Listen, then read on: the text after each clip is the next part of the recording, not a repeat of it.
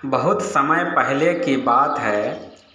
किसी गांव में एक किसान रहता था। उसके घर में उसकी पत्नी और माँ रहती थी। उसकी माँ को किसान की पत्नी फूटी आँख भी नहीं सुहाती थी।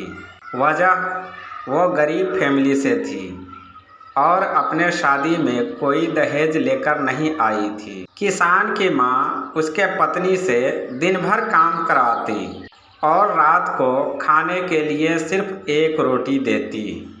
उसकी पत्नी मजबूर थी और साथ ही संस्कारी भी थी, इसलिए अपने शौहर के पास अपने सास की शिकायत नहीं करती थी। किसान रोजाना खेत में हल चलाने जाता। जब खाने का समय होता तो उसकी माँ उसके पत्नी के हाथों उसके लिए खाना भेजती। जा मेरे बेटे को खाना खिला कर आ, और याद रहे जो भी खाना बचेगा उसमें से अगर तूने एक दाना भी खाया तो मुझसे बुरा कोई नहीं होगा। जी माँ जी, आप जैसा कहे मैं नहीं खाऊंगी। मुझे तुम पर बिल्कुल भी भरोसा नहीं है। अपनी जबान बाहर निकाल। पेन से उसके जबान पर कुछ लिख दिया।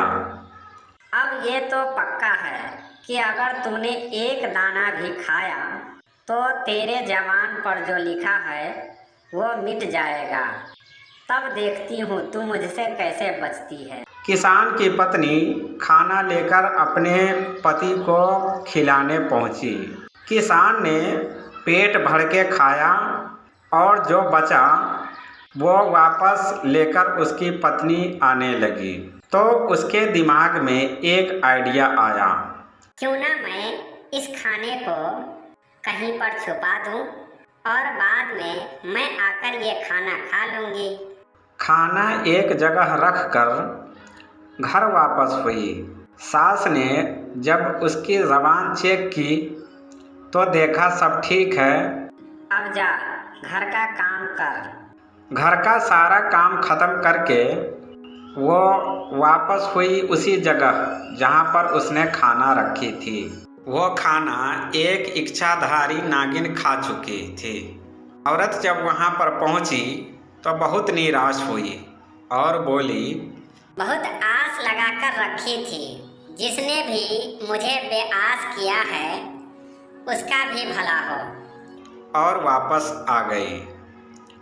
इच्छाधारी नागिन सोचने लगी और कहने लगी, ये औरत कितनी संस्कारी है।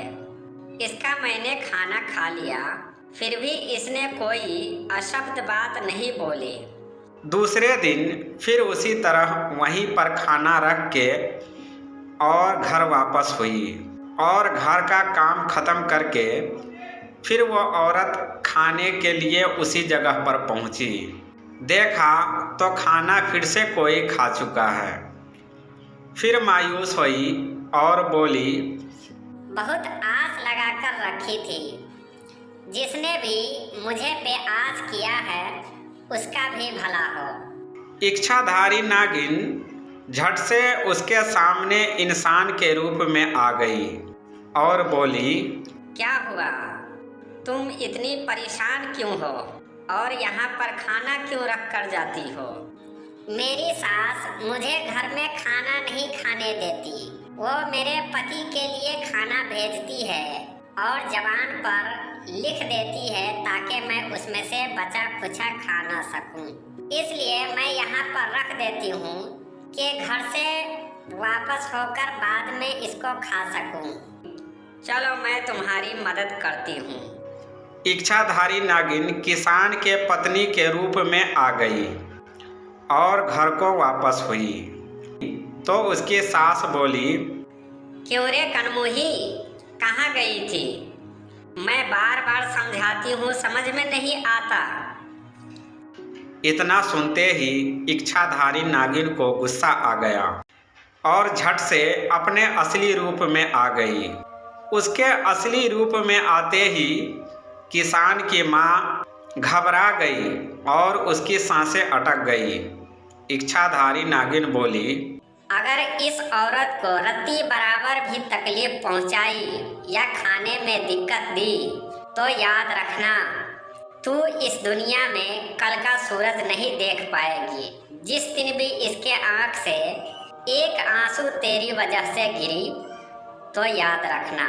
इच्छाधारी नागिन वहाँ से वापस हुई और किसान की पत्नी और उसकी सास सब मिलजुल कर रहने लगे।